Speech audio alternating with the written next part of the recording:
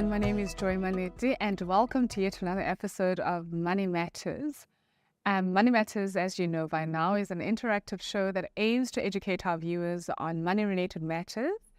And if you do have a money-related matter or challenge that you want to pose to us, that you may like us to weigh in on, please do not hesitate to contact us on the details as they appear on your screen right now. And today we are talking employment contracts, one of the very important, I think, and sometimes we overlook this topic, or rather, employment contracts.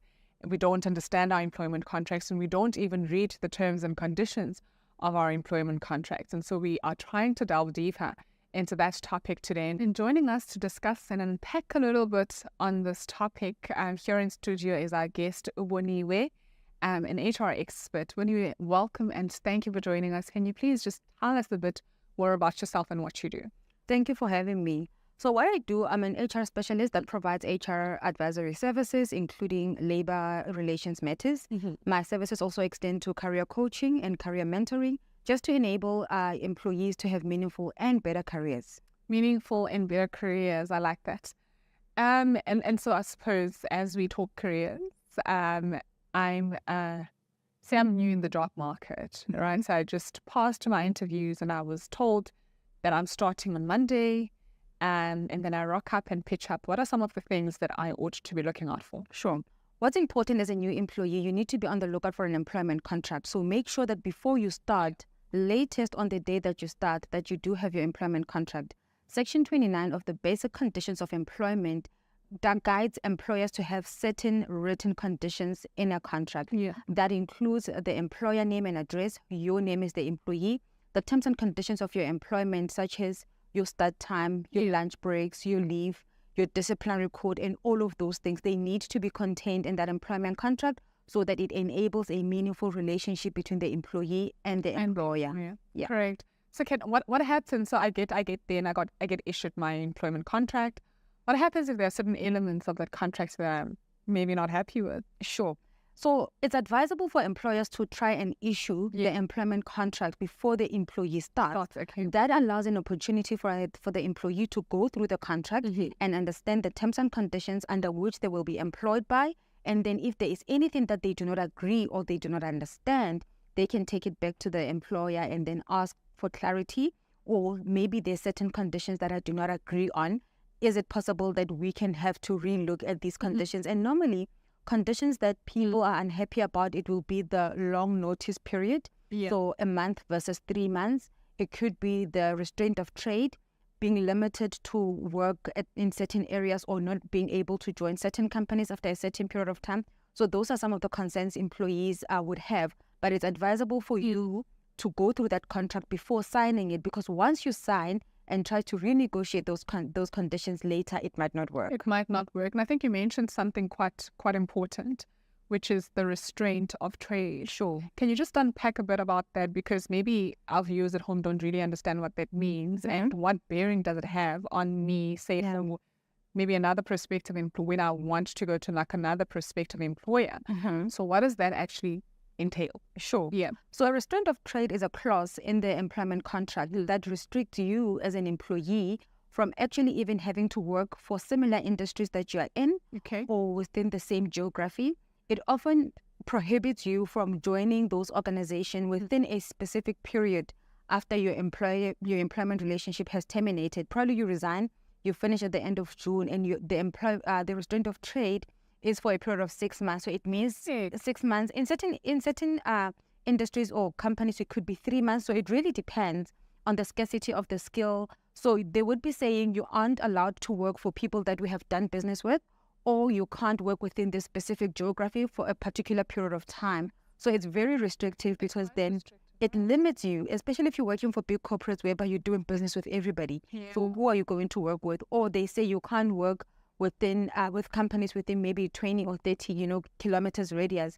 So it brings in limitations. And the reason some employers do that is purely because they want to protect their business interests, and making sure that their competitors do not get access to some of their past employees, or the knowledge and the experience that they hold, their IP.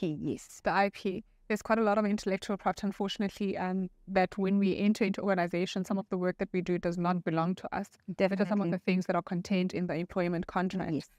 Maybe just let's delve into the various types of employment contracts that we do get out there, and what are some of those, and maybe the distinctions between the various contracts that we have. Sure. So the most common one is your permanent employment contract, which is indefinite. So it means that you are employed with an organization from now, probably up until you resign, or there is a reason the employment contract has to come to an end. Yeah. But if it doesn't come to an end, it means you will work for that organization up until your retirement age. So it's permanent, right? The second one would be your fixed term employment contract, and that is for a limited duration. And there should be reasons why a person is hired under that contract.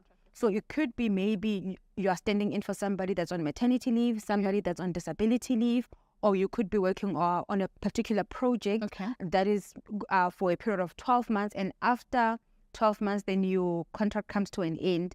Or when the project comes to an end, your contract also comes to an end. And then we also have casual work contract. And these are contracts or types of workers, rather, that are called into organizations just to do casual work as and when it's needed. So it's not permanent, but a casual worker cannot work for an organization for more than 24 hours as stipulated as well in the basic conditions of employment. And also they are also encompassed under basic conditions of employment, all those contracts. Then we have something that is called an independent contract or independent contractors. So that does not form part of the basic conditions of employment or any other labor legislation. It is basically a contractual obligation. So if I'm an independent contractor or have an independent contract with you, it means that you are hiring me on a consultancy basis. I do work for you, but I can do work for other people as well. You do not control my time. You do not provide me with tools of trades for me to be able to do my job. And my source of income or my economy is actually dependent on you and other people. Will, as an employee, whether permanent, fixed term, your terms and conditions are stipulated, by your employer under the basic conditions of employment. Your employer controls your time and the job that you do. They are responsible for providing you with tools of trade and a place of work. Whilst with an independent contractor, you can't.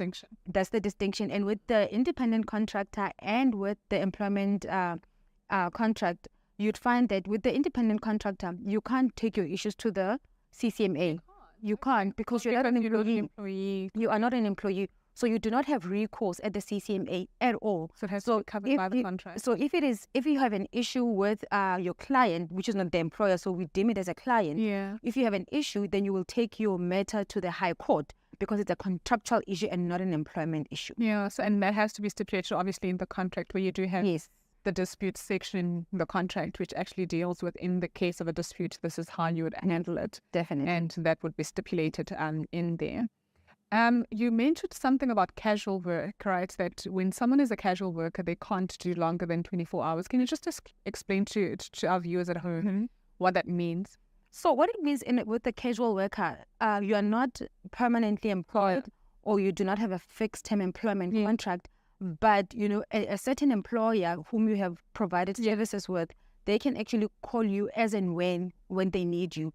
Sometimes in retail, they would actually say, especially during the festive season, they say we need casual workers because we know it's the busiest period. So you call people like at that point in time, or sometimes even in the agricultural space, it's a harvesting period and you actually need more hands on deck for you to be able to deliver. But obviously how your employer treats you, it's also encompassed under the basic conditions of employment, but it cannot be more than 24 hours in a month. In a month? No, in a month. Oh, okay. In a month. It was like a consecutive. Also, it's 24 hours in a month. Not consecutive, like a full day. Okay. So, and then what happens if it's 24 hours, it's more than 24 hours and I'm still deemed as a casual worker? Right. So we should look at probably giving you a fixed term employment contract or then maybe a permanent contract if they are actually needing you every day.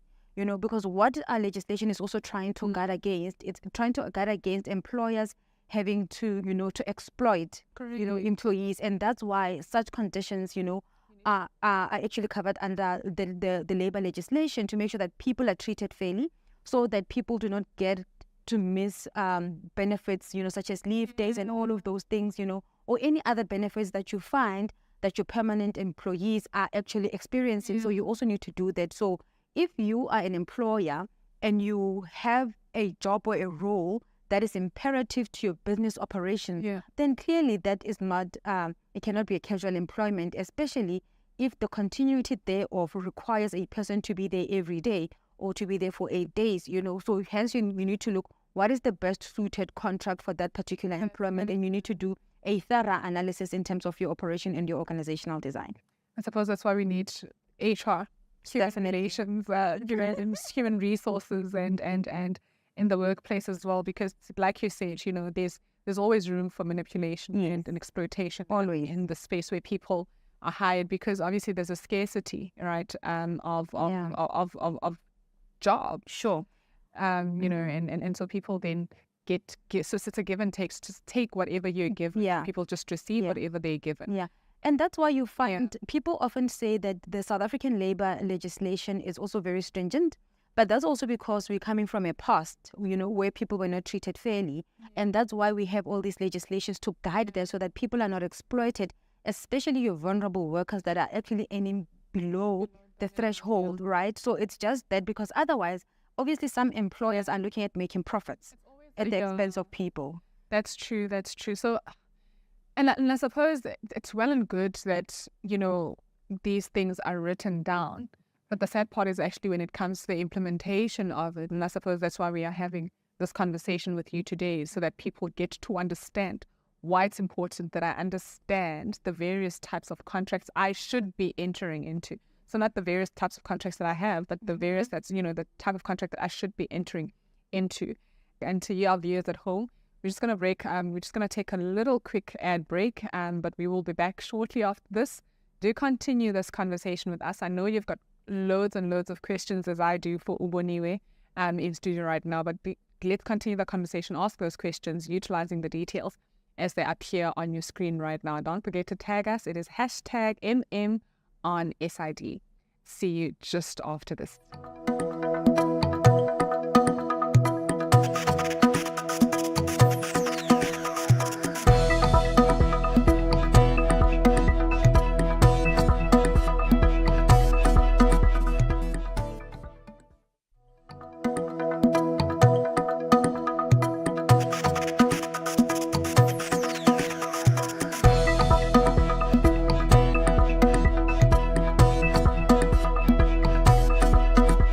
Welcome back, everyone. You are still tuned into Money Matters, and we are talking employment contracts. I'm joined here in studio by our guest, Uboniwe, and we are unpacking the various types of employment contracts that do exist out there, and why it's so important that I, as an employee, understand the various conditions that I'm contracted for with my employer. And Uboniwe, before the ad break, we spoke about, what are some of the things that, we as people get ourselves into, right? Bearing in mind that obviously we come from, what you've mentioned, the history that we come from. And there are certain things that are, in legislation that cover me as an employee, right? Sure. But what happens, and I think what happens when I'm in a contract and it's a rolling contract? Sure. I think that's the question I wanted you to mull over before the break. Can you let's just unpack that part. So I've been in a 12-month contract and it's been rolled by my employer for the past 3 years. Sure. So by legislation, that is not allowed, because it means that the role that you're playing in that organization is imperative to the operations and to the business continuity of that company. Yeah. So the question should be, why am I being extended over and over again? Yeah. Because the extension really validates or solidifies, your importance in that organization. And legislation does not allow that. And hence, when you look under Section 198 of the Labor Relations Act, it actually talks about that, right? Temporary employment services, and, at what point are you deemed an employee of an employer or a permanent employee of an employer? And it's such things of having a contract that's rolling over 1 month after the other, or every 6 months there's a continuation of a contract. Unless your employer can prove to say, my work is actually based on certain contracts, if I do get a contract or if I don't get a contract. However, it should not be, because by virtue of those rolling contracts, it means that as an employee, there are certain benefits that you are missing purely because of those rolling contracts which other permanent employees are getting.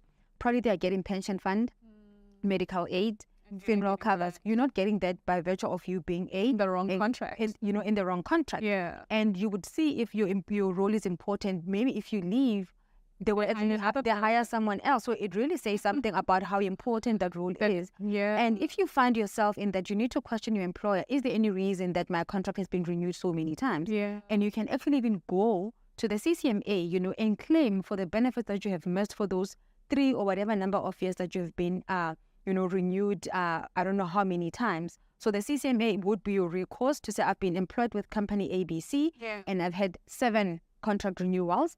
And apparently they say that my role is not that of a permanent nature, but I have been there for this particular time. And then the commissioner will actually obviously look at your contracts, how many times they've been renewed, what does your employer say in their defense for those renewals, and that can actually then be fixed. It shouldn't be, and that's why we have such provisions, like I said, Section 198 of the Labour Relations Act, because it's also to a point that we made easier to avoid people being exploited, to avoid people having to miss the benefit that they actually are supposed to be receiving. Yeah. So it's, I suppose, there you have it. Section 198. I think I'm gonna know it now. Section 198 of the basic Labour Relations Act. Of the Labour Relations Act. You see the various acts that we're referring to, but this one speaks specifically on labor and the various contract that ought to be getting into. Sure. And I suppose now, from what I'm hearing you say, right, is that even if this is not stipulated in a contract, even when my contract says X, but in actual fact I'm doing Y, this could be seen as a breach of contract. Sure. By my employer. Let's just unpack that a bit. Yeah. So certain things might not be included in your employment contract, right? Or you might not even have an employment contract at all. Exactly. And the question would be, how do I prove my employment relationship with you? Yeah. So there is a test for having to prove that somebody's an employee. And the test actually encompasses a few questions. For example, do you go to work every day at certain hours? Is your work managed by your employer? Do you ask for leave? Do you get lunch breaks? Do you even get a salary, right, on a particular date after having done your work? Yeah. So those questions will prove to whoever that's listening to your matter, maybe if it's a commissioner or someone at the bargaining council, to say, if we look at the test for employment, this person is actually an employee because you proved the employment relationship by the interactions that you have and how the both of you are managing this relationship. Yeah. So the employment, as I said, it can be a written contract, it can be a verbal contract, it can be implied, it can be tacit, So in the absence of having that piece of paper, although it's beneficial that you do have it in writing, it is definitely beneficial, but in the absence thereof, the way that we conduct our working relationship, actually would confirm if we have, an employment contract or we have a contract. Right, we have a contract in place. Sure, that's quite true. And I think the reason why I'm actually really focusing here on the what we would normally deem as the low earners, the low salary, income earners, is because that's generally where the exploitation happens. Definitely. And I think that's where the empowerment is required a lot. Not to say that we're disregarding some of the people in corporate, but we also need to focus on some of the people that are vulnerable, right? Because how do I even approach my employer and say to them, quite frankly, you're not treating me fairly, right? You're not doing the right thing. How do I even begin that conversation? Because then I might even get fired. Definitely. So maybe let's just talk about some of those things. Can my employer be forced to reinstate me? Yeah. So if there are unfair labor practices in your place of work, and you are a unionized organization, then as an employee, then you go to the trade union to actually let them know what's happening, and then they can help you to navigate the challenge that's happening in your employment, in your place of employment. Yeah. And then if it happens, maybe you are not even unionized, and you are not able to have this conversation with your employer, then you will actually have recourse either at the bargaining council or probably at the CCMA. And the CCMA, you will actually go there and lodge an unfair labor practice. Yeah. And then obviously they will call in your employer as well, as soon as they have actually set down a date to hear your matter. And then your employer will actually need to prove to say, this is how fair I was, this is what I did, this is what I provided. maybe this person is not telling the truth. And the person will also be given an opportunity to also state their side of the story and give any other evidence to substantiate the unfair labor practice. And having heard the story, then the commissioner will actually make a ruling based on the balance of probability to say which story sounds more probable or has more facts to it. And then they will make a ruling. And that ruling, to a certain extent, it could be reinstatement, re-employment, or, having, or sometimes if you agree that you need to part ways, it could be, an award or like a monetary, outcome. And then you can actually then, terminate the employment relationship. But the CCMA is your place for recourse if there's anything that you feel that you can't even engage with internally, or there is no support internally. Go to the CCMA or the Bargaining Council. The Bargaining Council and the CCMA, they serve the same purpose. It's just that the Bargaining Council is industry specific. So you will have one for transportation, one for retail, and all of those things. But the mandate is actually the same. It's actually the same. So I like that. I like that there actually are levers and there are certain avenues that people can actually go to. Yeah. Or, utilize in order to make sure that they really get what's fair. Sure. Fair to them. And I think earlier you mentioned, that the Basic Condition of Employment Act stipulates certain things, that ought to be contained in an employment contract. And one of those were, some of the company's policies and procedures, as well as the disciplinary, code.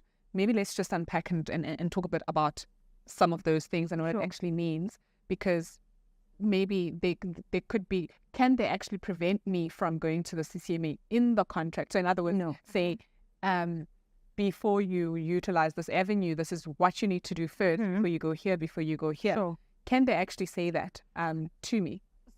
I'll say no, because your employment contract does not supersede the basic conditions of employment, number one.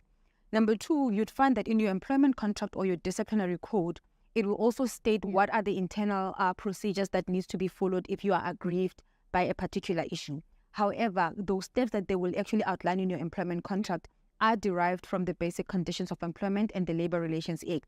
So your employment contract is not supposed to go outside of that, right? So it does not supersede the labor legislation. However, it is advisable for employers to make sure that some of these elements are stipulated in the employment contract, so that employees, they know what is it that they're getting themselves into and what recourse do they have and what is it that the employer has. Because again, you have a responsibility from a substantive fairness point of view to also educate your employees around some of these rules, some of the disciplinary codes, so that they understand what they mean, where they are, and how they can be utilized. So it's very important. And oftentimes you'd find that the contract might not be comprehensive, but there is a code either on the intranet or there is a booklet of some sort that would often be given to employees on the first day of their induction or orientation. It doesn't always happen, but ideally on orientation, that's where you should be educating people around all of these things. Does the Labour Department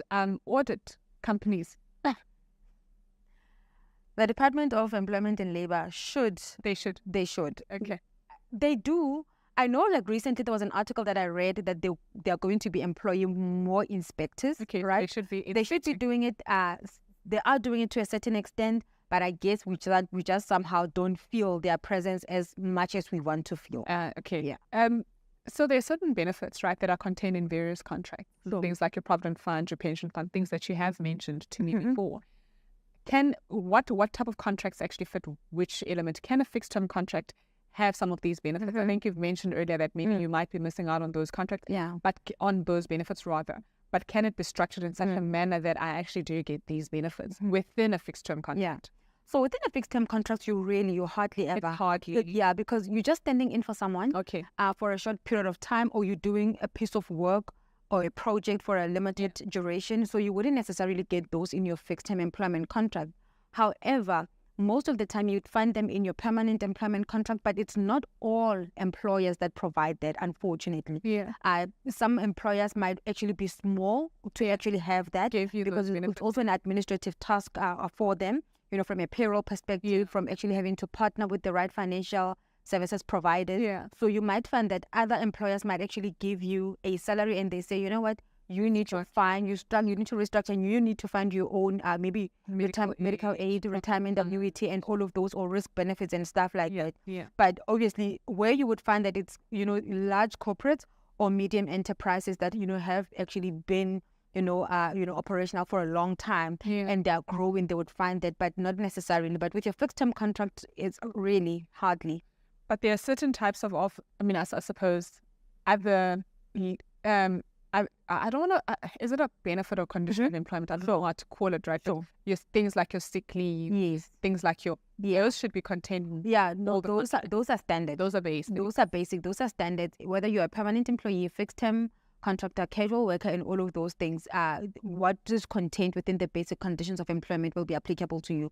That's your sick leave, your lunch break, your salary day. Those are literally your maternity leaves. Those are basic, and you will have it irrespective of your employment contract that you've entered into. And I think I'm just thinking there's so much to unpack here, because it touches on something that is quite sensitive for a lot of people. People, because of the scarcity that we're in, people always feel the need to protect their jobs as best as possible. And I think being able to give people, some of the levers that are available to them, some of the places that they can actually go to. We've mentioned the CCMA, we've mentioned the Bargaining Council. Those are some of the areas that people can actually go to get assistance. And I'm hoping that our viewers at home will actually be able to utilize those forums. But we have to end it here for today. So thank you so much for sharing your knowledge and being able to come here on Money Matters and share your knowledge with us. And may God continue to bless you further in the work that you do. Thank you so much for having me. Thank you. And for viewers at home, we have come actually to the end of our conversation today. I wish we could delve deeper and more into this conversation and topic, but unfortunately we only have a limited time period each episode to talk about a particular topic that is of interest to you at home. But let's continue having these conversations on our social media platforms using the hashtag #MMOnSID and following the prompts that appear on your screen right now. But from me, Joy Malite, and the rest of the Money Matters team, it is goodbye and God bless.